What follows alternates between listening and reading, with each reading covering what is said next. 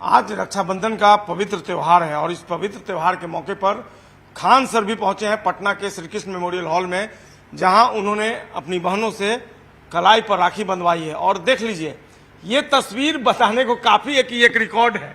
क्या खान सर? अरे 15,000 से ज्यादा राखी। अब मेरा हाथ नहीं उठता आज रक्षाबंधन के दिन, और इस कलयुग में हम सौभाग्यशाली हैं जो आज के दिन 15,000 से ज्यादा बहनें अपने घर जाके अपने भाई को नहीं बल्कि हमको राखी बांधने के लिए पटना रुकी हुई हैं। और इतना राखी किसी को नहीं बांधा जाता है। ये कब से सिलसिला शुरू हुआ था राखी बंधवाने का? जब से हम पढ़ा रहे हैं तब से। जब शुरुआत किए थे तो 8-10 राखियां बांधी जाती थी और आज 10-15 हजार राखियां बांधी जाती है, और ये सिलसिला कभी नहीं रुकेगा। और हमें पूरी दुनिया को बताना चाहते हैं, और हमें घमंड है और हमें गुरूर है अपनी संस्कृति पर कि ऐसी भारत जैसी संस्कृति पूरे विश्व में किसी की भी नहीं है। इतनी गौरवपूर्ण संस्कृति। हम लोग अपने पश्चिमी सभ्यता और पश्चिमी कल्चर को अपनाने के चक्कर में भारत की इतनी महान संस्कृति को धूमिल करते जा रहे हैं। खान सर कह रहे हैं कि ये 15,000, की मुझे नहीं लगता 15,000 ही होगी ये राखियां। 15,000 से कहीं ज्यादा होंगी, इसको गिनना भी मुमकिन नहीं है। मुश्किल हो जाता है, हाथ नहीं उठता है, खून रुक जाता है अंदर यहाँ पे जो शुरू में बांध देती। और राखी के लिए नियम होता है कि हम इसे काट नहीं सकते हैं, कैंची चाकू से नहीं काट सकते हैं।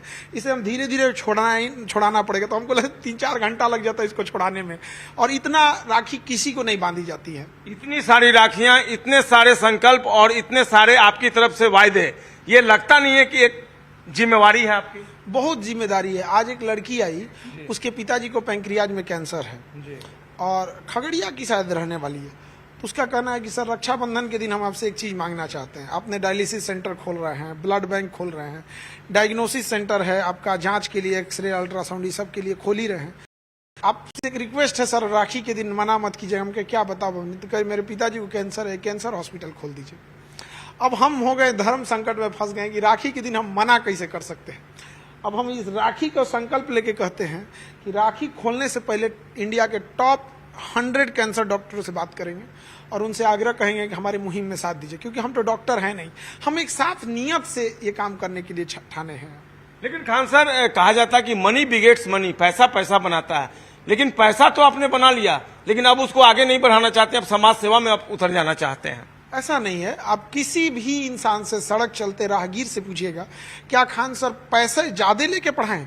पिछले 5 सालों से हम पूरे इंडिया से लड़ रहे हैं फीस कम करने के लिए, और हम उस मुहिम में लगभग 60-70% कामयाब भी हो गए हैं। आज हर शिक्षक अपना फीस डाउन कर रहा है और हमें बड़ा खुशी होती है, और ऐसे शिक्षकों लोग को हम सैल्यूट करते हैं कि हमारी मुहिम में साथ दिए। 5 साल लग गए इसमें, तो हमने कभी ज्यादा पैसे नहीं कमाए। 200, 250, 2 लाख फीस होती थी यूपीएससी की सर, 6-7 हजार रुपया पिला दिए। हमारे यहाँ एक लड़की आई थी, ज्योत्सना नाम था उसका, शादी के 17 साल बाद पढ़ाई चालू की थी। कहती सर 4,500 रुपये फीस था, अभी बीपीएससी निकाल करेंगे, पीसीएस बन गई आप।